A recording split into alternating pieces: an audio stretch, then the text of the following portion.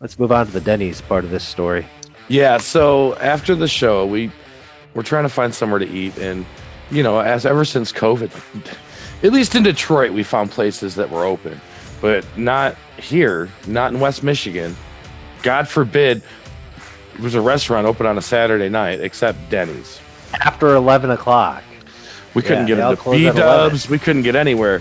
So we go to the 24-hour Denny's, the one 24-hour Denny's in Grand Rapids. And, it was a really bad experience. I ordered the nachos like I order every time I go to a restaurant. I love nachos, and it's always the best bang for your buck. And I promise you, if you're eating on a budget in a restaurant, if you order the nachos, you add a Twin Peaks, dude. I got a giant nacho, and it was the smallest price meal out of anybody's food that night. Cost like $10 or something, 10, $11 for the whole nacho.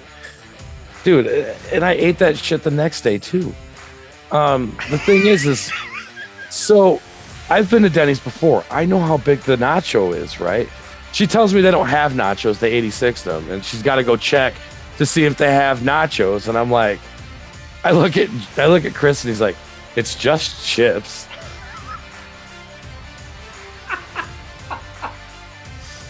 And I'm like, I'm aware of this. I'm pretty sure the cooking staff is as well. She comes back and tells me that they have the stuff to make the nachos. And she brings me out this soup bowl plate with this clump of nachos and some stuff on it. And I look at Chris and I go, huh, that's a really small plate of nachos. So as we're sitting there, there's this family that's sitting across from us. Daddy. With a 12 and a 14-year-old girl calling him mommy and daddy. And it was the most annoying shit I have experienced in a restaurant in about 8 years. Okay. Then on top of all of this, she said, Daddy. I counted 20 times in 2 minutes. Daddy. We were like, say daddy one more time and we're gonna die. And 2 seconds later, it's daddy. We're like, oh my God. So Daddy, they didn't the mommy of this group orders a plate of nachos. And the plate of nachos they bring this lady is 3 times the size of my plate. The waitress literally brought us coffee once. We sat in this restaurant for an hour waiting for coffee that never came. Then we go to pay and they never bring us a check. We stand at the register long enough that if Chris wasn't as modest as I am, I'd have left. I'd have been like, all right, 5 minutes went by. They obviously don't want my money. I'm going home. But Chris stood there and waited patiently. I don't know how he does it sometimes because I just want to kill people. This is why I take Chris with me places in public, because I don't strangle people and I get to go smoke a cigarette. I went outside and smoked an entire 100 cigarette, dude. It takes me 10 minutes to smoke a cigarette because I'm not one of them guys that just chiefs it down. I take my time, like I do with everything. And it took me 10 minutes to smoke this cigarette, and I just look in there and Chris is still just standing there. And I'm just like, I'm gonna tip her. I'm tipping this lady $1. So I go back in and she charges me $12 for my little bowl of nachos and coffee. And I don't complain about the price. I don't argue because I'm not that guy. I'm not gonna complain. I don't want nachos with spit in them next. So, I just pay my bill. Daddy. And yeah. Anyways, I pay my bill and I go to tip and it gives me the option to pick percentages or enter amount. And I go through and enter the amount and I entered 99 cents. And the waitress can see it on the computer that I tipped her 99 cents. And she looked at me and said, I'm sorry, I was busy doing takeout orders and making milkshakes for the other tables. And I looked at her and said, well, the number one goal of customer service is service the customer. And I had a cup of coffee. And yeah, so I don't pay for crappy service. I tipped her $1.99. I'm sorry. You don't deserve a tip. Waitresses make money by giving people service. I've had phenomenal waitresses and I've tipped them out very well.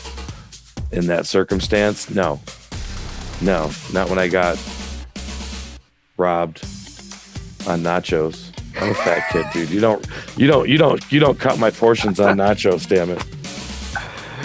Oh yeah. Okay. Now that'll forever be the one that got away, Chris. Okay, I'm pissed. People are pissed. Okay. Yeah, I mean, I get it. We're at Denny's at 11 o'clock at night. Okay, I get it, on a Saturday. Okay, but they had 5 wait staff working. 5 of them. There was only like 8 people in the restaurant, so why the hell did we not get service, okay? They were prepared. And, the way that they do seating, it's not in areas. It's the next person on the rotation gets that. So they're running around everywhere. I get that. And I'm very lenient when it comes to that stuff.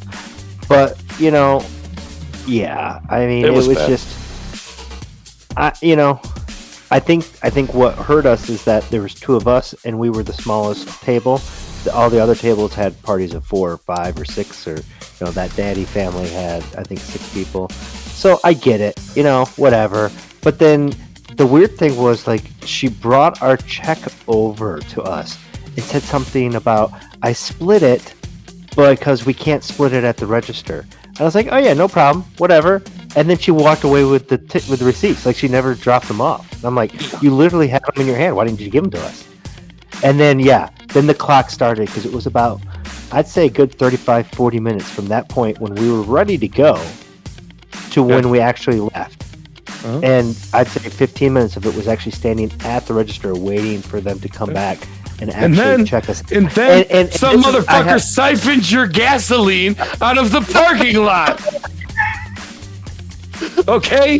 That's where it's the worst experience that I've had at a restaurant in like 8 years. Not only did we get raped on food, you got raped out of your gas tank.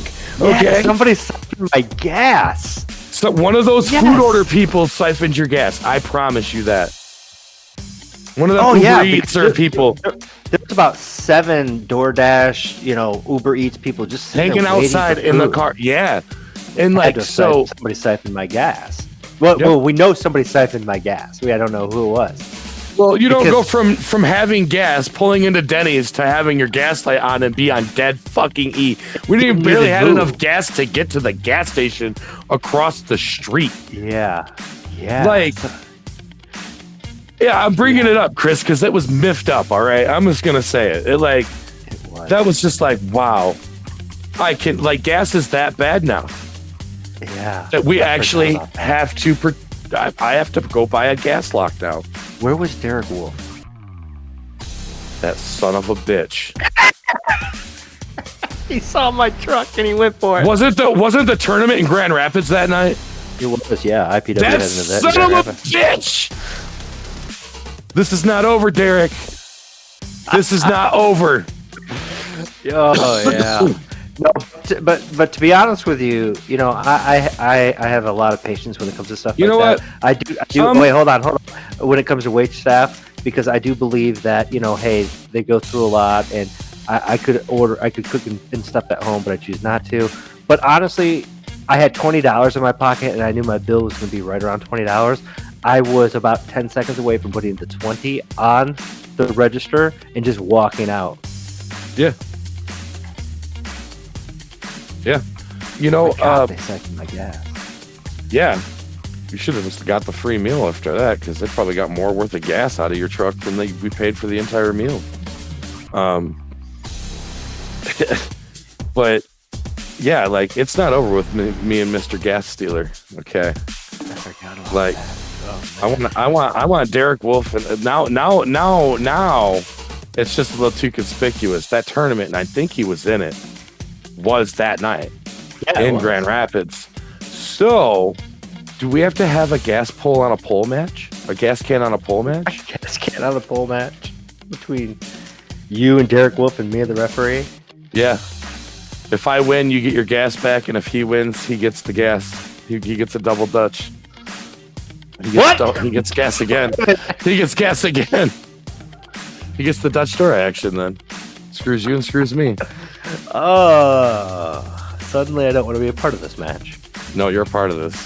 Yeah, it was your gas. It was your gas. That's what's so great about professional wrestling in the life of an indie wrestler and somebody who's involved with shows. Every time you go on the road, there's a story. Yeah, so now I'm gonna go on Derek Crow's Facebook later, and I'm gonna be, or Derek Wolf's, and be like, so after our show we went to in Coloma, we ended up at Grand Rapids at Denny's at 11 p.m. and somebody siphoned Chris Young's gas, and all of a sudden I find out you're in Grand Rapids the same night. Oh man, I can't believe we're talking. All right, we gotta move on.